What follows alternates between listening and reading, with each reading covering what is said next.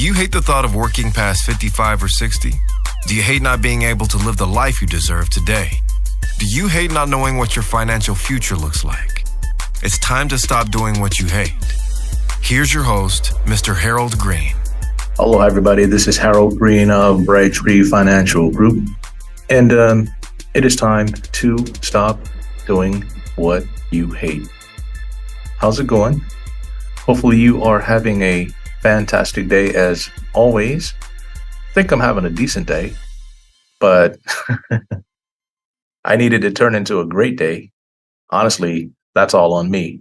You know, when you wake up with a certain mindset that day. And, you know, it's kind of like that saying, what side of the bed did you get up on, right? And honestly, I get up on the same side of the bed every single day because my wife sleeps on one side, I sleep on the other. We don't sleep in separate beds. So I'm always getting up on the same side of the bed every single day. But the question is what is that attitude that I get up with? Do I get up with the attitude that today is going to be a great day? Or do I get up with the attitude that, man, oh my, I got to get up? I'm just grateful that I can get up and then go about my day doing the things I need to do to make a difference in the lives of other people. So about a day or two ago, I was driving home and, you know, sometimes I struggle to come up with things to talk to you folks about because, you know, I want to make sure it's something that's relevant. I want to make sure it's something that touches you in a way that propels you forward, or at least to get you thinking about stuff, headed in the right direction. I don't want to set anybody back. I just want to be a blessing to people that I touch, not a curse. My neighbor saw me at the gym and she said, I haven't seen you in a long time. She said, oh my God, it's great seeing you. I said, isn't it just like Christmas? I said, I want to be a gift. Okay. And so we just had a great time talking about stuff, current affairs, and, you know, all the different things that are going on in the world. But again, it's all about perspective, right? What are you looking at when you get up every single day? So I want to get into the show real quick and just kind of talk to you about something that I really want you to think about. I want you to sit down, grab a pen, grab a pad, and here's the thought that I want you to explore. I want you to go down the rabbit hole of this thought. And the title of today's show is, What Do I Have to Lose? Again, I'm going to say, what do I have to lose? And I deal with investments, and all investments do carry risk of loss. And so if you're going to invest, make sure you do your due diligence. Make sure you understand your risk tolerance. Make sure you understand your time perspectives and horizons, and make sure you understand your goals and what you are attempting to do. I just had to put that disclosure out there because I mentioned the word investments. And since I'm an investment advisor or a fiduciary, I have a greater responsibility for what I say. If I'm not careful, I can get myself in a lot of hot water. But when we're talking about what do you have to lose, this is not talking about investing your money into the market and just hoping that it all works out. We're talking about a decision-making process that when you are faced with decisions that need to be made on a relatively quick fashion, you have to go into every single decision with one mindset. What is the ultimate outcome that I want out of this? And what is the worst thing that can happen by making this decision? You know, I think too many people make decisions without counting all the cost, right? You can call that a cost benefit analysis, CBA, or you can call it due diligence or whatever it might be. So I want to explore the mindset of, what do I have to lose? In other words, what's holding you back? Okay. What's holding you back from making the decisions that you need to make? And this is going to be real quick. And I'll just kind of drop it on you because I think about this a lot, and I make decisions very quickly. I do not waste time when it comes to making a choice. I study a lot of stuff. I have a lot of data at my disposal. So it allows me to make decisions a lot faster. I really don't have to depend on other people and ask 20 people in order to decide what to do. Why? because I already know what it is that I want. And so the first thing I'm going to start with is when you're making decisions, who do you talk to about what you're attempting to do? Do you go to your friends and you ask them, okay, yo, Jimmy, like, what do you think I ought to do about this? Well, a lot of times you're asking people because a couple of different reasons. Number one, you already know what it is that you want. You just need some confirmation. You just need a warm and fuzzy that you are making the right choice. And that's human nature. But is it necessary? Is it necessary that you put yourself out there? Maybe sometimes you share things with friends unnecessarily that may cause friction and it may cause tension in your relationships. I've heard this happen before. People were great friends until all of a sudden one friend said something or is about to attempt something, and next thing you know, they're not friends anymore. Well, some people might say, well, that wasn't really a friend anyway. I understand that. But if you invested so much time into that relationship, hey, it might be worth thinking about what you're saying before you say it, or thinking about what you're sharing before you share it. Because ultimately, even if your friend gives you the warm and fuzzy and it turns out to be a bad decision, you can't go back to your friend and say, hey, man, this is all your fault because, hey, you should have told me not to do it. But again, you have to be very careful when you're including people in your decision making process. Number two, when you make your decisions, do you go to your family? Do you talk to your brother? Do you talk to your sister? Do you talk to your mom? Do you talk to your dad? Sometimes there's wisdom in talking to your parents about something that you're about to do, because a lot of times your parents, they have your best interest in mind. But again, if you're sharing with them something that is in an area that they're not well versed in, you probably don't want to talk to them about the specifics of the decision that you're about to make, but maybe things that are related to that, maybe things that are personal to you about that, because they know you, they raise you, they know how you think, they know what you're really all about. But sometimes they have biases, they have their own biases about things that how they would do things. And so, I was sharing with someone, and I share this with people a lot, and they say, well, let me talk to so and so about this and see what they say. And I don't want to hurt anyone's feelings or anything like that. And sometimes people want to go back and check out of respect and different things like that. But the question I have for you is this: do you think the answer they're going to give you is going to be the most efficient way to do things? Or is it going to be what they feel comfortable with? And a lot of times it could be something that they just feel comfortable with. It's not the most efficient way, but it's what people are comfortable with. And so when you come at things with a mindset of what is it that I have to lose, what's the worst thing that can happen in this situation, and what's the best thing that can happen in this situation? If you can handle the worst case scenario, then no problem, go for it. But if you can't handle the worst case scenario, then you might want to pump the brakes on what it is that you're about to do. The next thing, what do you got to lose? Or what's holding you back? Is it finances? Counting the cost is important, but penny pinching, that's a whole different ballgame. A lot of times people hem and haw over 5 cents or $10 or $30. I can understand if you're talking about $150,000 or 10, 20, 30, 40,000. I mean, I don't know. I don't know what your level is, but sometimes we hem and haw over the wrong things and we take too long to make our decisions, and then the opportunity slips by. And we might not ever see an opportunity like that again. I'll give an example of investing. So, and this kind of infuriates me a little bit because people, they invest in the market when they think it's going good. That's not the time to buy stocks unless there's a pretty big upside on it. But you buy when the market is low. You buy stocks that are great value. You want to make sure they're priced right. And what do I mean by priced right? That's all left up to the analyst and the experts, and they look at what's price rights and price right, and they have their own opinions and they have their own valuations and what they think a stock is worth and stuff like that. It's like appraising an antique. One guy might come in and say, hey man, this thing is worth $5. One guy might come in and say this thing is worth $50. One guy might come in and say this is worth 50,000, and one might come in and say this is worth 5 million. I'm sure the dispersion is not that great, but I'm just giving you an example.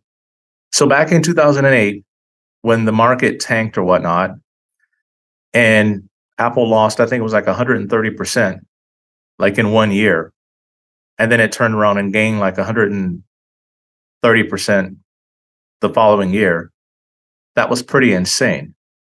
Now, if you were in a buy and hold position, the key would have been to dollar cost average in on the way down, right? Just keep adding to it, adding to it, adding to it, adding to it, adding to it.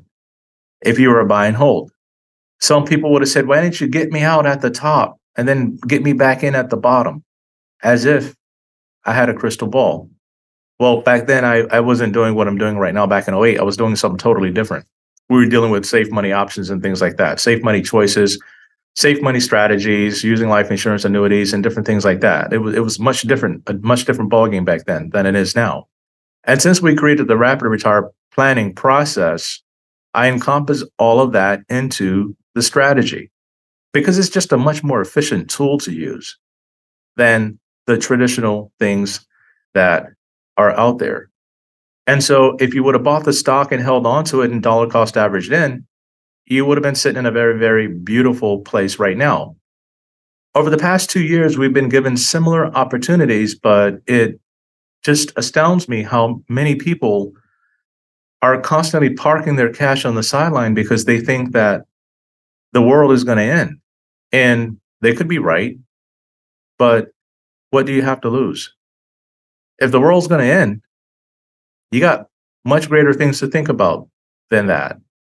Because if it is going to end, there's nothing you can do about that. You can't stop it. You don't have a cape.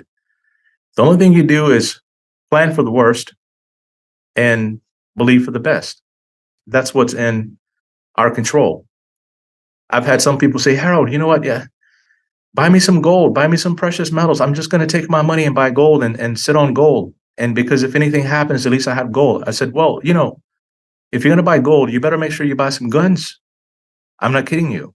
Because think about it like this. If we ever get back into a situation where you got to go into your closet and get the gold that you're hiding to go to the grocery store to buy a loaf of bread, I guarantee you somebody's going to be watching you buy that bread. Because if things are so bad at that point, we're in a horrible situation. It's going to be like martial law, whatever it might be, where people are just going to start taking matters into their own hands. And if they see, people need to eat and they see you buying bread, guess what? They're going to rob you.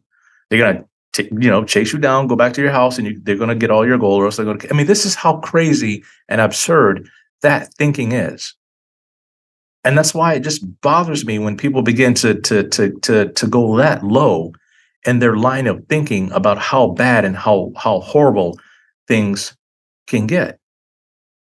But you have certain opportunities that are handed to you when the market is down to take advantage of these things.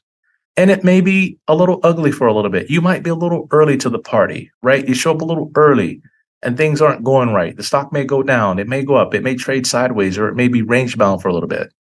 But over time, things will turn around unless you're just buying garbage companies, which a lot of them are out there with these IPOs that are not worth anything today. But guess what?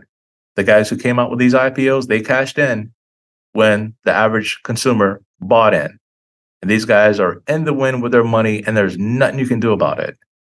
So you got to be very careful, when you're buying into stuff like that. Making decisions, hard decisions. What is it that you have to lose? What's holding you back? Is it your fitness level? Are you tired all the time? I read something the other day. A buddy of mine sent me this book, and every day it has words of wisdom to live by. And it gives you like the scripture and stuff, right? And it just kind of talks to you about real life. And it was saying that you're not just going to get anywhere you want to get to without putting any effort behind it. And if you're dealing with a problem, it said that you already know the solution to this problem. The problem is you're just not being consistent in applying the actions that will bring about the change. And man, that thing hit me upside the head like a big baseball bat, right? I think I'm down almost 100 or at least 100 pounds from where I used to be. And I have another, I think 20, 30 pounds that I want to lose.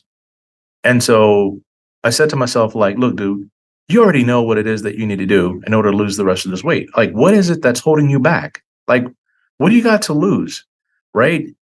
Yeah, you want to eat your favorite foods from time to time. Yeah, that's fine. But what's holding you back from being consistent on a day in and day out basis? What's holding you back from getting up in the morning and sowing seed and taking care of yourself first? What's holding you back? Right? What's stopping you? Because this thing that's stopping you here is going to be stopping you on a whole nother level.